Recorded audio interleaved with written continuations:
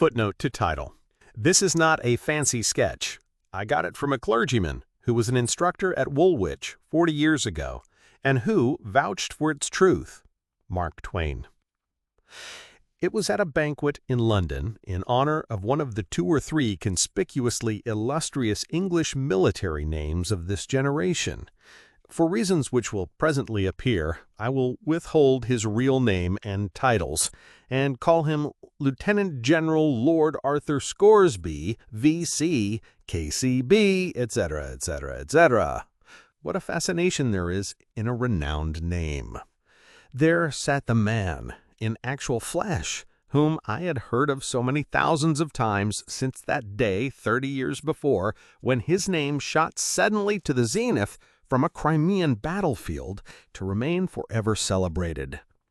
It was food and drink to me to look and look and look at that demigod, scanning, searching, noting the quietness, the reserve, the noble gravity of his countenance, the simple honesty that expressed itself all over him, the sweet unconsciousness of his greatness, unconsciousness of the hundreds of admiring eyes fastened upon him, unconsciousness of the deep, loving, sincere worship welling out of the breasts of those people and flowing toward him. The clergyman at my left was an old acquaintance of mine, clergyman now, but had spent the first half of his life in the camp and field, and as an instructor in the military school at Woolwich. Just at the moment I have been talking about, a veiled and singular light glimmered in his eyes, and he leaned down and muttered confidentially to me, indicating the hero of the banquet with a gesture. Privately, he's an absolute fool. This verdict was a great surprise to me. If its subject had been Napoleon or Socrates or Solomon, my astonishment could not have been greater. 2 things I was well aware of, that the Reverend was a man of strict veracity, and that his judgment of men was good. Therefore I knew, beyond doubt or question, that the world was mistaken about this hero. He was a fool. So I meant to find out, at a convenient moment, how the Reverend, all solitary and alone, had discovered the secret. Some days later, the opportunity came, and this is what the Reverend told me. About 40 years ago, I was an instructor in the military academy at Woolwich. I was present in one of the sections when young Scoresby underwent his preliminary examination. I was touched to the quick with pity, for the rest of the class answered up brightly and handsomely, while he, why, dear me, he didn't know anything, so to speak. He was evidently good and sweet and lovable and guileless, and so it was exceedingly painful to see him stand there, as serene as a graven image, and deliver himself of answers which were veritably miraculous for stupidity and ignorance. All the compassion in me was aroused in his behalf. I said to myself, when he comes to be examined again, he will be flung over, of course.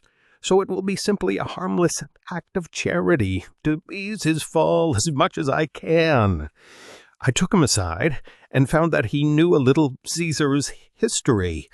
And as he didn't know anything else, I went to work and drilled him like a galley slave on a certain line of stock questions concerning Caesar, which I knew would be used. If you'll believe me, he went through with flying colors on examination day. He went through on that purely superficial cram and got compliments too, while others who knew 1,000 times more than he got plucked. By some strangely lucky accident, an accident not likely to happen twice in a century, he was asked no question outside of the narrow limits of his drill. It was stupefying. Well, all through his course I stood by him with something of the sentiment which a mother feels for a crippled child, and he always saved himself, just by miracle, apparently. Now, of course, the thing that would expose him and kill him at last was mathematics. I resolved to make his death as easy as I could, so I drilled him and crammed him and crammed him and drilled him just on the line of questions which the examiners would be most likely to use, and then launched him on his fate. Well, sir, try to conceive of the result. To my consternation, he took the first prize, and with it he got a perfect ovation in the way of compliments. Sleep? There was no more sleep for me for a week. My conscience tortured me day and night. What I had done purely for charity and only to ease the poor youth's fall. I never had dreamed of any such preposterous result as the thing that had happened. I felt as guilty and miserable as Frankenstein. Here was a wooden head whom I had put in the way of glittering promotions and prodigious responsibilities, and but one thing could happen. He and his responsibilities would all go to ruin together at the first opportunity. The Crimean War had just broken out. Of course, there had to be a war, I said to myself. We couldn't have peace and give this donkey a chance to die before he is found out. I waited for the earthquake. It came, and it made me reel when it did come. He was actually gazetted to a captaincy in a marching regiment. Better men grow old and gray in the service before they climb to a sublimity like that. And who could ever have foreseen that they would go and put such a load of responsibility on such green and inadequate shoulders? I could just barely have stood it if they had made him a cornet. But a captain, think of it! I thought my hair would turn white. Consider what I did, I who so loved repose and inaction. I said to myself, I am responsible to the country for this, and I must go along with him and protect the country against him as far as I can. So I took my poor little capital that I had saved up through years of work and grinding economy, and went with a sigh and bought a cornetcy in his regiment, and away we went to the field. And there, oh dear, it was awful. Blunders? Why, he never did anything but blunder. But you see, nobody was in the fellow's secret. Everybody had him focused wrong, and necessarily misinterpreted his performance every time. Consequently, they took his idiotic blunders for inspirations of genius. They did, honestly. His mildest blunders were enough to make a man in his right mind cry, and they did make me cry, and rage, and rave, too. Privately, and the thing that kept me always in a sweat of apprehension was the fact that every fresh blunder he made increased the luster of his reputation. I kept saying to myself, he'll get so high that when discovery does finally come, it will be like the sun falling out of the sky.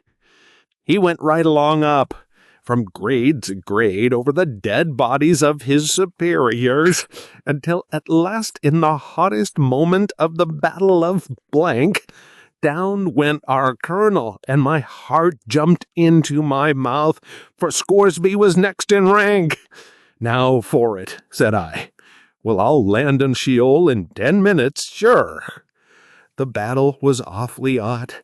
The Allies were steadily giving away all over the field. Our regiment occupied a position that was vital. A blunder now must be destruction. At this crucial moment, what does this immortal fool do but detach the regiment from its place and order a charge over a neighboring hill where there wasn't a suggestion of an enemy?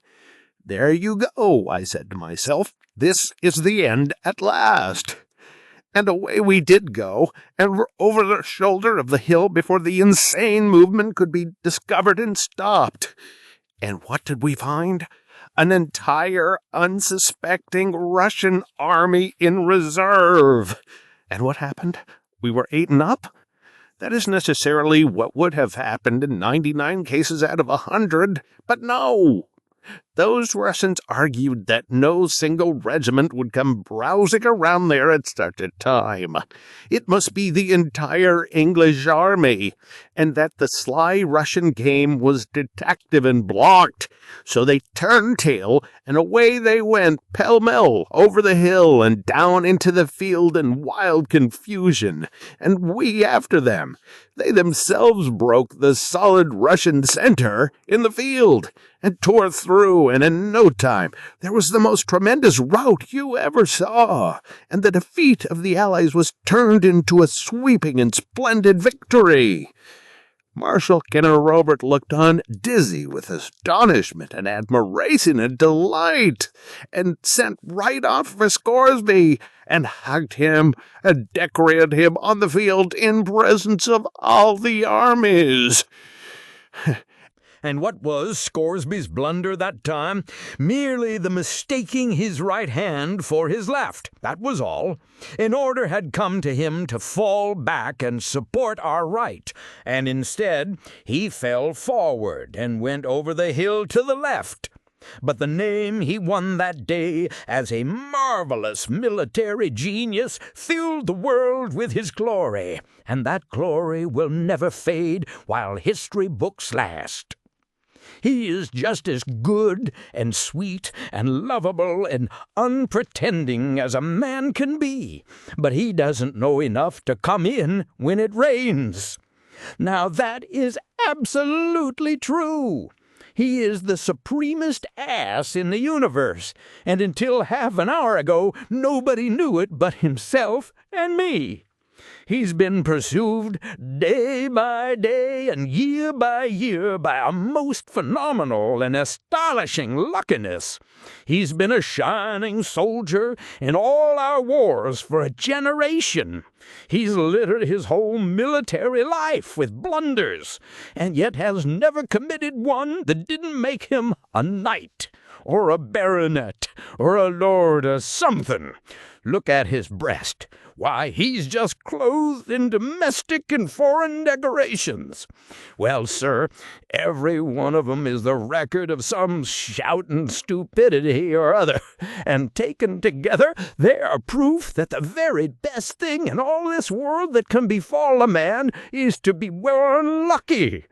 I say again, as I said at the banquet, Scoresby's an absolute fool.